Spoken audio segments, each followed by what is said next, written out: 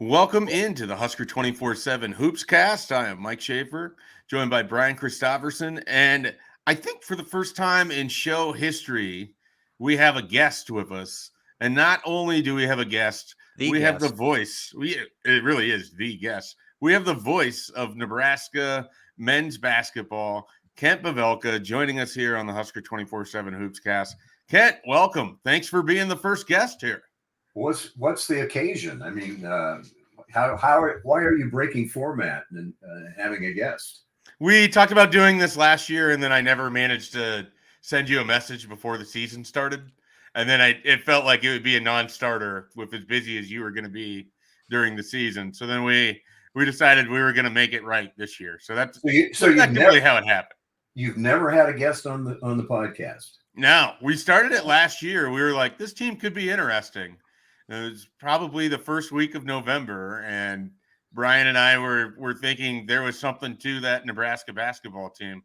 I don't think we expected that they would have a couple top 10 wins at home, go play in Memphis in the NCAA tournament or anything like that, but we thought it would be a pretty solid year, and it turned out to be a pretty great one. Yeah, one of my favorite teams, one of my favorite seasons. I'm speechless. 23 wins, most in school, second most in school history. NCAA tournament for the first time in 10 years. Still couldn't get over couldn't get a win. Maybe this year, but it was just a great story as the season unfolded. I thought, from, as you alluded to, the beginning where you looked at the pieces and thought, these guys are pretty good. You have a chance to be pretty good. And then to watch it all come together. And a basketball season's long enough that it has a flow to it, a rhythm to it that makes it an interesting story long for the whole winter, And so I think everybody enjoyed it as much as I did. Hey, Ken, I know the outcome in Memphis wasn't what people wanted, but what did it mean to you to see that atmosphere, the way Husker Nation, came to that team, and they filled up Memphis really. And I remember the night before we were on Beale Street, and there's former players who flew in just to see that game, hoping it would be the breakthrough. What did that mean to you just to see that support system for Husker hoops and what it meant to the fan base after years of decades of covering it? Well, the game itself was anticlimactic. Yeah. I mean, compared to like the night before, you guys, everybody was. I forget the name of the establishment, but I mean, it was something you had to experience to be able to impart as far as what it felt like. It felt like a Nebraska football game in the mid '90s, actually. As far as a road game is concerned, every road game back in those days had that feel to it with all the fans. And it just wasn't going to happen. Though it didn't happen. Yeah. The game itself wasn't very good. So, but what an accomplishment, just to get there again. And I think they got a chance again this year. Yeah, let's dive into this year. We were talking a little bit before the podcast started about just what it's like in the transfer portal era, where you have just a different roster every year. It's so different than when you came back to it in the 2000s and you had the kind of the similar roster. You'd see these guys as freshmen and you'd see them again as juniors and potentially as seniors. Now you might only call a player's Nebraska career might only be for one season, and then every year you're having to learn different names and different pronunciations and different backstories and everything else. What's the preparation kind of like for you as you get prepared for the season ahead? Butentel. I actually phoneticized that and typed it out and put it on the steering wheel of my car, like in June or May. I got it down. Butentel. Yeah, that's one thing. Pronunciations, and his is a dandy. Well, yeah. The great thing is when you start talking about this team is that they've got 3 guys back from last year that should have 4 if Rink hadn't gotten hurt. They had to have surgery, but I mean, you got 2 really, really, really good players in Bryce and Jawan, Gary, Bryce Williams, and then Sam Hoiberg. And then, some other guys that were on the team are back as well. but I mean, that's a good nucleus to build around. So, I begin my analysis of this year's team with those guys by saying, I think that if the Huskers are going to be as good or better than last year, that both Williams and Gary at the end of this year, when you look back on it, you need to be able to say they had better senior seasons than their junior seasons were.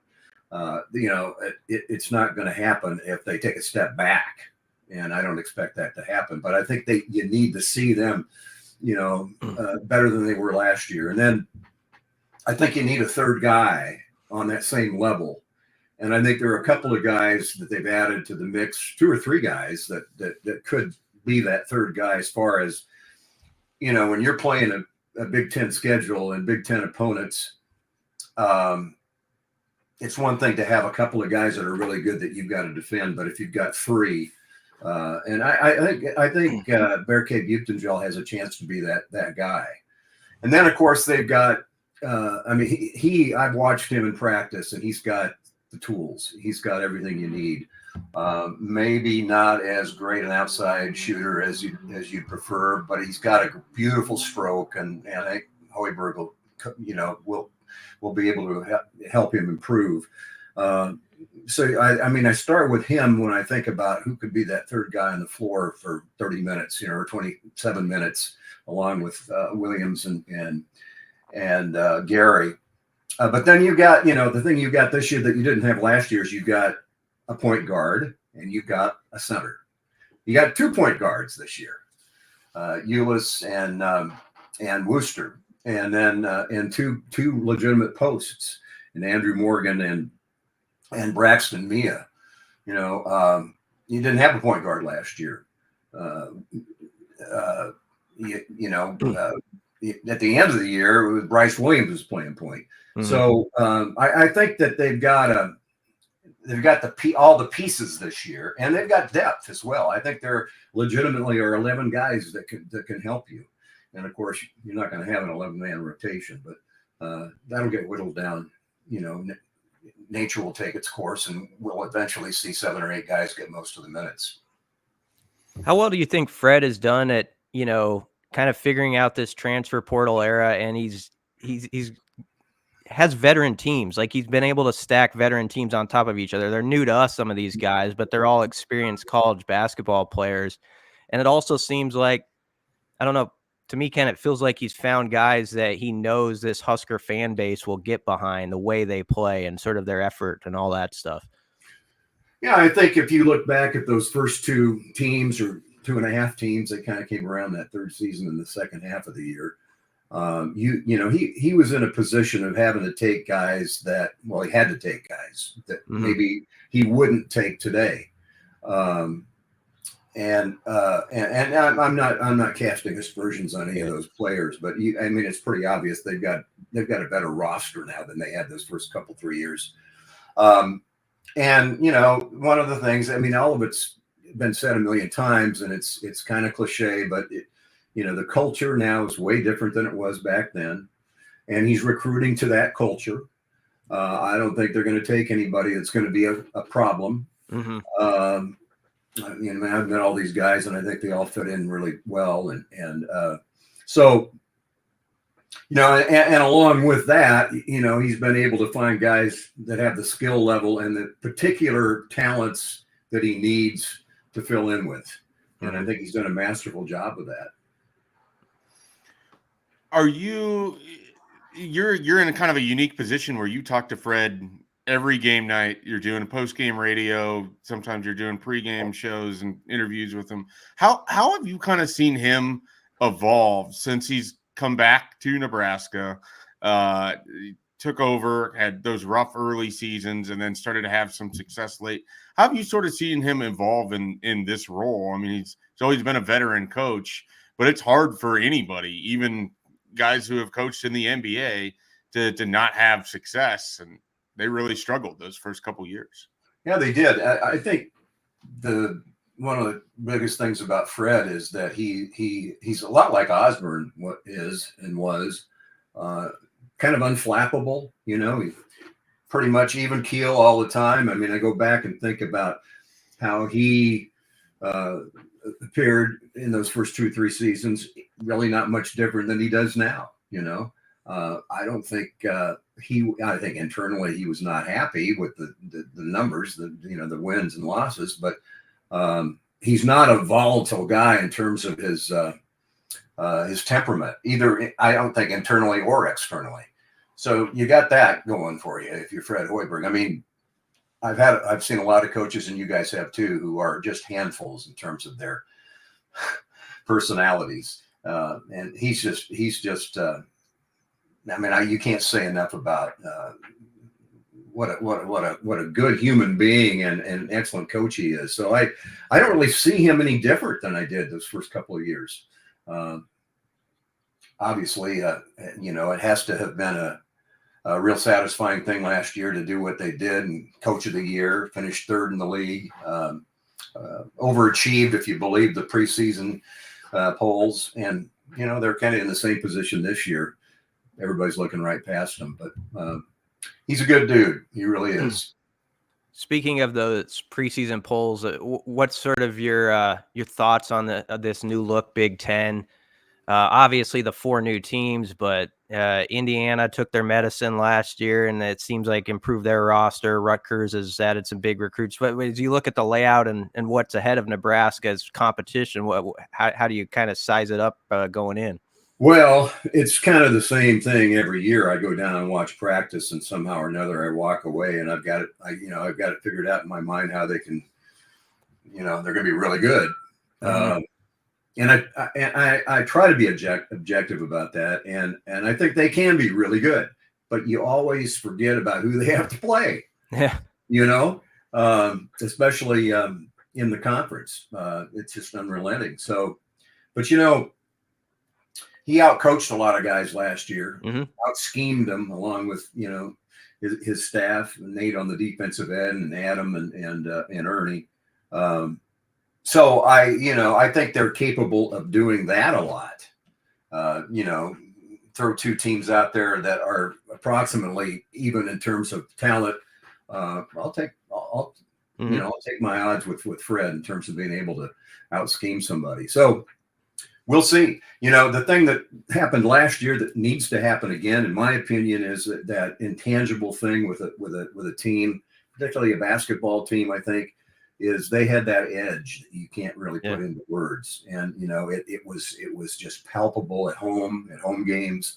The fans fed off the team fed off the fans, and they whatever they had to do, they were able to deliver. And, so this team's got to come together that way. Otherwise they will not be as successful, in my opinion. Mm-hmm. But yeah, it's going to be a lot of interesting games there in January and February. Kent, one of the traps that sometimes happens when you have to replace players like Keisei Tominaga and Rink Mast is that you try to take people and have them do the exact same thing. There's not another Keisei Tominaga on this roster. There's Rink Mast is on the roster, but he's not able to play for you.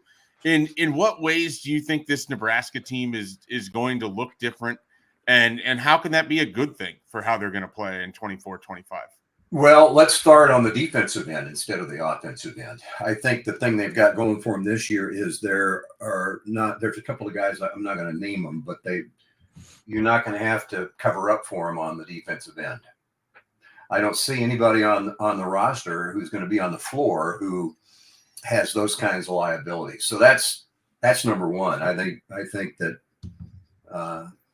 in theory and watching them play, that they got guys that'll play defense, and so that's on that end of the floor. But on the offensive end, again, Keisei is gone, CJ is gone, Jamarcus is gone.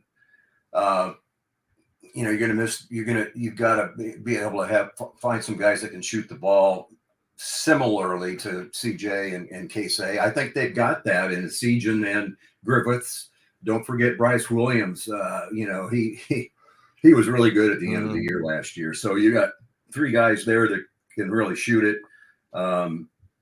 So I don't know how much they're going to miss Keisei and CJ.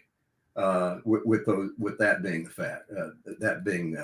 the fact, that being the situation, especially with a Sejan. I mean, I think that he's in the ballpark with Casey in terms of his ability to hit threes. And again, so you don't have Rink, and the offense was all about running it through him on the elbows with his back to the basket, back cuts, and he was a great passer. Morgan has some of that going for him, same kinds of skills. But now you've got a rim protector and a guy that can catch a lob and dunk it like Mia that you didn't have last year. So you got some things going for you on this year's team that I don't know are the same things that you've lost, but that you do add some things. Morgan's got some of those same qualities that Rick Mast has. He can go out on the elbow and catch it, and he's not as adept a passer, but as a matter of fact, Rink's coaching him, on the team still, coaching him in practice in terms of what to do in those situations. But I think you're going to see the offense run through the point guard more rather than through your 5-man. And I think you're going to see a team where Berkay Butenjil can bring the ball up the floor like Rink Mast did last year. Big man, 6'10", 240. He's pretty talented. So I think that you're going to see some differences. It's not going to run through Mast, obviously, the offense, and I think they're going to be solid defensively. Last year, that team was so good at PBA, and it was kind of awesome to see the team fed off the crowd and vice versa. You've been everywhere in the league. What are some of your favorite arenas to go to broadcast? And also, how is PBA when Nebraska's got it cooking? How's it stack up with some of the best? Because it does feel like Nebraska, when the things are humming, PBA is as electric as any of those other places, it almost seems like. It is. I think that Purdue is arguably, in terms of, season after season, night in and night out, that's an unbelievable. Have you guys been there? I haven't. It's an incredible place. It's so loud, and the students are there so early. But I think Nebraska and Purdue are, when the vault is cooking, like you said, there isn't any place better. They're on par with Purdue.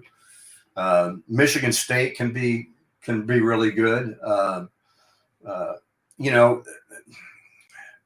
Indiana should be good, but when you go in there and beat them, the atmosphere isn't there. Yeah. Iowa, I don't know how good that is. We go through all of them if you want, but yeah.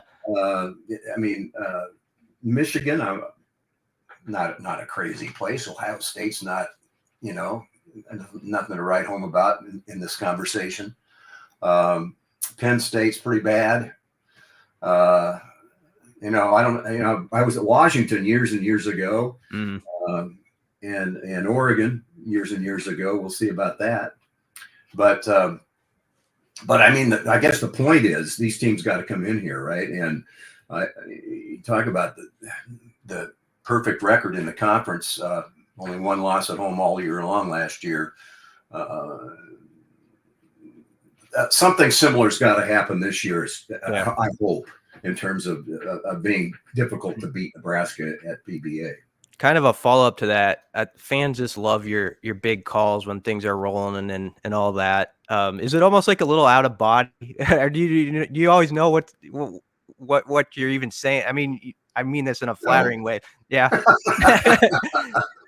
No, I don't know how to talk about my own broadcast. I lose myself. Well, people love it. Yeah. I lose myself in it. And I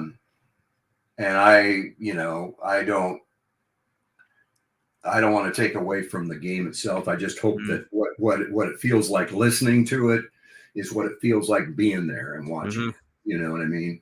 And I think I've always felt like that's my responsibility, is to two things. One is to, as best I can, try to paint a mental picture of where the ball is, and go into as much detail as you can. And as a listener, maybe you don't really realize it, but you kind of have a vision of what's happening. But along with that, to impart what the emotional experience is like at the arena.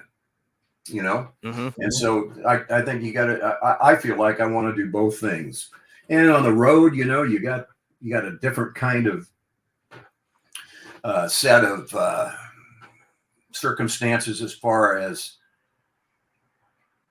you know, maybe as I call a game, it's like, okay, we're on the road here. Can you know, is this team going to be able to win on the road tonight? You know, and as they get close to it, it's a pretty big deal if you win on the road. You know, so it's a different set of emotional realities. I think each game, you know, non-conference, you know, October, November, sometimes it's a chore to. I mean, I don't want to gin up Grand Valley State and being another Purdue or Wisconsin game from last year. You know, right. I'm not going to do that, but I don't know. It's still a challenge, and I still enjoy doing it. This is going to be this year. It's kind of a. I'm going to give you some numbers here, and it's a little bit misleading, but. I began my first Husker basketball season was 50 years ago, 1974. Wow! Congratulations! So now I haven't done all those years. I think it's 38 or something. But I found a 1974-75 Husker basketball media guide online. I had to pay $20 for it, and I bought it. I just got it the other day. I'm going to grab it. I got it over here. I mean, this thing sold for $1. Oh, wow. You can see it. Yeah. But I had to have this, you know. Oh yeah. Mm-hmm. So I had to be here this year, 50 years. It's a lot of years ago. And I remember some of those early years as well as I remember last year. I don't remember what I had for breakfast, but I remember those guys on that team. This is kind of a strange question, but with the having called 38 years of Nebraska basketball, that means you've also watched the evolution of how the game has changed so much over that time. I mean, is it striking to you how often you're calling 3-pointers now and things of that nature? Relative to you were calling games before the 3-point line even existed. Yeah.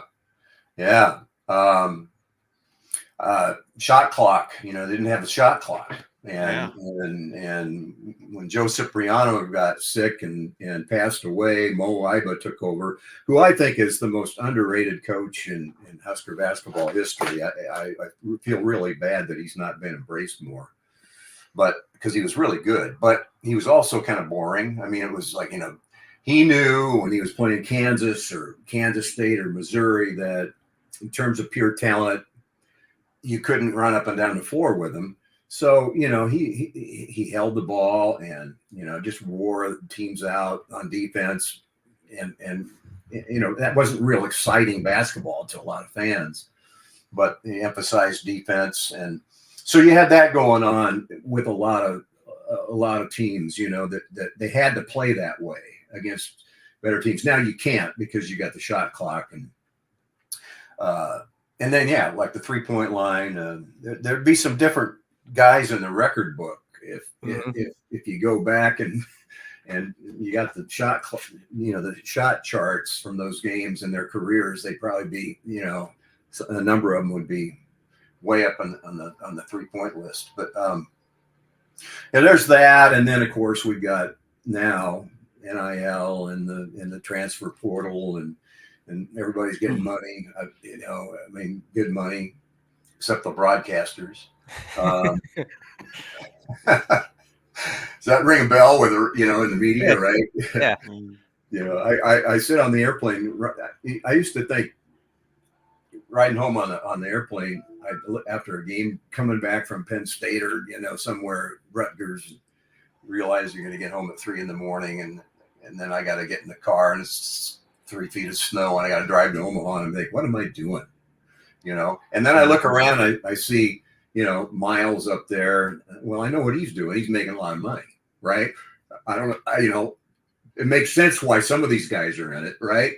And now I look around and it's, you know, it's me and the equipment guy, we're the only ones not making any money because the players are, you know. So now you've got that going, you know, and I don't mean a lot of that. Yeah, I do, but it's changed the game, you know. It's I think you've got a lot of guys playing. They probably know 10 games into the season they're leaving, you know, based on playing time and what it looks like in terms of their possibilities at a given school. I don't like it. I don't like it. And I don't know what you guys think, but I think back on all the years. I blame this on university presidents. If you think about over the years, decades, everybody always is critical of the NCAA. The NCAA doesn't do this, and you know, they don't. Their enforcement's bad, and they take, you know, they take forever to get anything done. And well, here's the deal: the NCAA is nothing more than the collection of university presidents. They are the NCAA. They hire the people that work and run the NCAA. So when the universities complain, you know, from as if the NCAA is some independent third party, complain about how things work, they need to look in the mirror. And so all those years, all those decades, these players, you know, they're getting meal money and, I don't know, laundry money, and you know, they're entertaining. I remember Osborne talking about a player by the name of Dana Brinson. He was an electric receiver, and, you know, he punt returner, kick returner. And Tom talked about the fact that you know, he would be out there just, you know, literally entertaining 76,000 people. And then after the game, he didn't have enough money to fly home to his grandmother's funeral. So that was wrong, right? Well, that's on the presidents, university presidents, and the chancellors and the regents and the athletic directors. They inertia for decades. They didn't do anything about that. And now it's flipped 180 degrees to where everybody's critical about how out of balance it is on the other end. Well, if they've been proactive during those decades and have figured out that we need to give more to these guys, maybe this stuff wouldn't have happened. Makes sense. Good. Yeah. Yeah. No, it makes total sense. It makes total sense. Bringing this back to Nebraska basketball, one of the things I'm always fascinated with, and especially with a team like last year, do you sense that the players understand the angst and the desperation from the fan base when they're getting close to that NCAA tournament, that history that's there? Like, does that sit over the team at all? Like when they're playing in the Big Ten tournament, or last year when they're in Memphis, do you feel like that is a thing inside the locker room in the same way that it is outside of it? Absolutely. No question about it. The question, I think, is that how does that affect them? How they play? But as far as do they get it? Yes, absolutely. And you know, these guys would have loved to have been the group to have gotten them to a place they'd never been. And they everybody knew it in Memphis. And when they got close to, you know, you got to the point where you could say they're a lock, they're going to get into the tournament. So, yeah, and that might have been counterproductive in that game against A&M. I don't know, but to answer your question, nope, I don't think there's any doubt about that. Often hear coaches talk about one of their favorite parts is the relationships you build with players that can last for a long time. Broadcasters have a special relationship with the team too. Like, as you say, you travel with them and all that stuff. Could you just speak on like those relationships that you've built with guys that I'm sure go back to when you were broadcasting in the 70s, 80s, guys that you still stay in touch with, and how much that, you know, that means as part of what you do to build those bonds that last forever? Brian, it's everything. I wouldn't be doing it if I didn't have an emotional, if there weren't an emotional payoff to me about all this. I mean, that's why I'm back. Ironically, though, I thought about this for a long time. It's funny. In a given moment during a given season, my relationship with these guys is, well, it varies, but there's always somebody who's 2 or 3 guys that kind of know what I'm doing and appreciate it. But by and large, athletes are a little bit standoffish, I think, in the moment. Some of them are maybe immature, don't know how to interrelate. But it's been the reality of the alumni events that really brought this home to me. I see guys come back after 20, 30 years, 40 years, and I haven't seen them since they played, and they'll come across the court and hug me, and Teron Lou and I could name a bunch of guys that I didn't feel like at the time that it meant anything to them, but now they know. Now that they're separated from the game by time, they understand how special all this was and appreciate everybody that made it happen. I guess maybe I'm included, but so that's the payoff for me, is to have those relationships after time. How special is that alumni weekend? With football, we see the celebration every, even amount of year for 94 or 95 or specific teams that have accomplished things like the national championship. With basketball, because you don't quite have that history as a program, you have that one big alumni weekend where you bring all of those guys back and they get introduced, and there's going to be a player that played in the 50s or the 60s and the 70s and all of these decades. How just important is it for Nebraska to continue to celebrate its history, even if it doesn't necessarily have the postseason success that people would love to have? Well, they kind of broke the mold at the event this last year, in that they identified the 1994 team that won the Big 8 tournament and honored them specifically within the context of the entire reunion, and brought back Danny Nee and all those guys that were special, really special.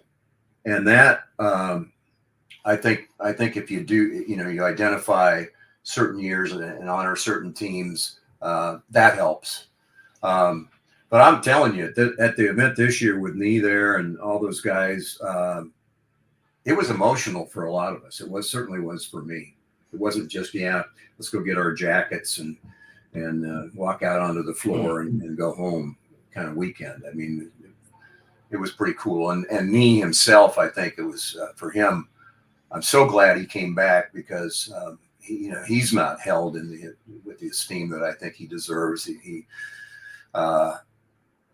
had the best teams in Nebraska basketball history, and I think that the way he was welcomed this last year, I told him the night before, I said, you're going to find out how much people appreciated you and do tomorrow. And when he got that plaque at halftime, you could tell he was touched by it, and I don't think he understood that people felt that way about him. Not to just live in the past, but how much did you love those Big 8 personalities? I think we're talking about Danny here, but you think Norm Stewart and Billy Tubbs and Roy Williams, Johnny Orr. Just like it felt like a league with just such big personalities that just jumped off the screen when I was a kid, at least. And you're opposed to it. Yeah, I mean, what do you think about today? Who are the personalities?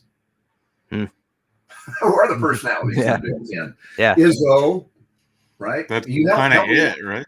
Help me out here. Huh? Mm-hmm. It's kind of just Izzo. Izzo, and then you got Fran. I mean, watch him turn Fran's red face or something is a Twitter account, I mean, so he's got that going for him. But Johnny, all those guys. Again, it's kind of hard to articulate what that was about. how cool all that was, and those guys were, and what drama there was, and what a great story. I mean, it'd be a great movie, wouldn't it? Yeah. Or a good book. Oh, I remember the sit down Norm chants as a kid, and I remember a specific call you had. Sit down, Norm. Yeah. Sit down. Yeah. It was again. Missouri had that team that went undefeated in the Big Eight, and Nebraska almost beat them out there the last weekend of the regular season. And I remember listening to you. I think a shot swirled out at the end, a 3-pointer by Nebraska that would have won it. What year was that? That was the year Nebraska won the Big Eight tournament. 94. Yeah, they followed it up. Like, they almost beat Missouri out in Columbia, and then the next week they beat them in the semis and all that. But I just have to say, as a kid, I remember how passionate you were in Columbia when some calls maybe went against us and that the ball swirled out. And I was like, I just got a kick out of it. I have to bring that one up. It still lives in my brain. Yeah, and I don't do that anymore. I let Jake do that. He's good at complaining, but yeah, I don't know. The talk about a Missouri game. It was like 12 years before that, when you weren't even around. But yeah, went to Columbia. They were 19-0, number one in the country, and we beat them like 67-51 or something. Mm-hmm. First loss. They had these All-Americans. And, you know, the Antlers, you remember the Antlers? Missouri? They're guys that, you know, I mean, they were nasty. There wasn't a student group at basketball games in the conference that was any nastier than the Antlers. And that's part of the charm of it too, right? I mean, they, you know, they got personal with the players and whatnot. But I was in the broadcast in that game, and it became apparent Nebraska was going to win. And of course, the crowd, they were disenchanted and not very happy. And the Antlers, I mean, not very loud either. And of course, I'm screaming my guts out. And I'm they had me in the stands kind of, and with a table in front of me. And the Antlers heard me doing my broadcast. They started throwing stuff at me. You know, and I was by myself. And I just ended the game. Or at the last couple of minutes of the game, I said to the audience, I said, I apologize, but the end of this game is going to sound more like a golf announcer, because I'm afraid of my equipment being damaged because the Antlers are throwing stuff at me. I mean, it was, so you know, that would have been a game where you at the end, you'd been going nuts, but I couldn't. Yeah. I wish I had a recording of that one. That would have been great. Story doesn't do it justice. Do you have a favorite call? I mean, because I would imagine somebody in your position and that has done so many years of basketball, like Brian's talking about that game in 1992 against Missouri. You know, for me, it might be something in the 2000s. For somebody else, it could be something in the 80s. But do you have like a favorite call or something that you remember that is memorable, not just so much for the moment, but because of how you decided to phrase it, or it just stood out to you in the way that you said it? It's a very unlikely game. I don't even know what year it was, but Iba and Cipriano were coaching, and we were down at Kansas State, Ahern Fieldhouse, which was that, and KU and K-State had the best home court advantage because of their Ahern was unbelievable, big metal building, but Jack Hartman was the coach, and Nebraska, you know, we were pretty good, like we always are, pretty good, but not good enough. But that game, and it wasn't a call, but it was just the drama of the game. Like, it was a double overtime game. Nebraska lost, but I think that game personified or exemplified what Nebraska basketball has been, which is, you know, this competitive quest to be as good as everybody, as the best, and how close they came to it, and they've come to it. And that game was what that was. And so I just remember feeling that as we left, and I don't know, it's kind of a strange response, I guess, to your question. No, that's good.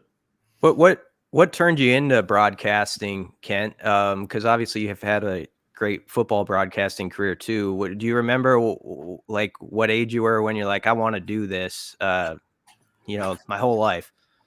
Probably isn't much different than you guys wanting to write. Probably early on, right? You were were enamored by what you read. Well, I was enamored by what I heard on the radio as a kid. I grew up in Lincoln, and I don't know, 10, 12 years old, people tell me a lot that they remember in the days that I was doing football, that they'd be out in the backyard playing, raking leaves with their dad, and the radio's going. Well, that same thing happened with me at that age. I mean, I remember playing flag foot or touch football with guys in the backyard, listening to the Nebraska game on the radio on the window, coming out the screen door. And, all the other guys that were playing, they wanted to play. And I thought, I'd rather just broadcast this. This is pretty cool. If I could do that, I think that would be really cool. So, hearing the Husker announcers at that age, and had that as something that I wanted to do, I think, and it happened. I did it. Do you I'm jumping around here because I just thought of this. Oh my. when you compare sort of the PBA and Devaney, how hard of a transition was that to kind of, you go to a different building, like there's different energy to it, and now we've seen kind of PBA built up as to what you and Brian talked about earlier, but kind of what was that like, just sort of even transitioning buildings for basketball, because you were in the Devaney for 30 years roughly. Yeah, as a matter of fact, I did the last game ever at the old Coliseum, the first and the last games at Devaney, and the first game at PBA, and I doubt I'll do the last one at PBA. But so that last game they played, I think it beat Minnesota in the last game ever there. The transition wasn't that big a deal to me. It was all about how good the teams were, and when Danny was and Cipriano, all those guys had their moments, but it wasn't like you left Allen Fieldhouse for some new gym. You know what I mean? I think the emotion around that was, what can this new place be, as opposed to we're leaving Devaney and all the memories. What was the birth of Bangarang? How did that come to be? Okay, so we're at Michigan State, and we beat them. I think they were in the top 10. I forget. I think McVay was playing. I think he made the shot, actually. And Teddy Owens was the on Tim's staff. He did a number of different things. But at the shoot around that day, he came up to me and handed me a piece of paper and said, "This is your word for the game." It said Bangarang. I said, "What are you talking about? Bangarang?" He said, "Just get it in there if you can." And I said, "Okay, I will." So, I mean, I take that bet all the time, by the way. I mean, yeah, you've done a lot. Every game. You'd have to be a dedicated listener to pick it up. But he had to explain to me what Bangarang meant, and that still don't really understand what it means. But when McVay hit a shot that like 2 minutes to go in the game, put them ahead, looked like they were going to win, it seemed appropriate. Yeah, it seemed appropriate. And then, of course, came back the next home game, and there are signs in the arena, Bangarang, people holding them up. So I thought it was pretty cool. It was kind of fun. Yeah, it's fun to take that dare, Yeah, absolutely. I didn't know that. We'll have to throw some at you and see if we can. Yeah, I'm definitely thinking about this now. So we'll make something happen, and then Brian and I will go back and listen, and we'll be like trying to see if we've made it in there. So that would be Jake and I do that all the time, and usually we get it in the first 2 minutes of the broadcast. It's like a contest who can get it in first. We each have a word.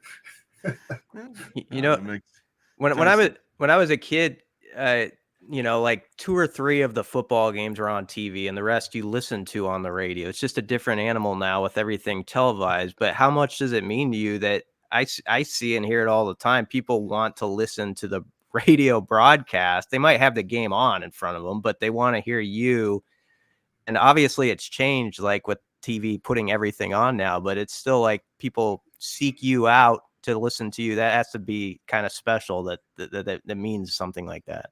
I think, back in the day, it was commonplace because they weren't on TV. I mean, right. You kind of had. Now, I mean, this game's Sundays, or I don't know when this is going on. Yeah. But Grand Valley State on Sunday. That's on BTN Plus. I mean, every game is available. And I think that it's taken an audience. I do. But at the same time, there are people, and it's really not that hard, but older people have a hard time understanding that you can pause the video to sync it up with the audio and vice versa. Because they complain that, the audio is way ahead of what they're seeing on TV, or TV's ahead. I wish more people did that, understood how to do that. And I think that the radio industry has got to come up with a fix for that. I mean, there ought to be some kind of thing on an app where you just push a button and it's in sync with the TV. But they're all busy selling ads and they don't think about the product. And they're missing the boat there. I think that it would be possible, engineering wise, to figure out a way to do that. So it would be easy. Yeah. I feel like I have to ask this because I've seen it asked of other broadcasters in sort of a similar situation. Should Nebraska get back to the NCAA tournament? Should Nebraska finish the game with the lead? Have you thought about how you want to call that situation? Historical moment, Nebraska's first NCAA tournament win? Or is that one of those where whatever you end up saying is going to be how you feel in that specific moment? It can't be rehearsed. It has to be extemporaneous.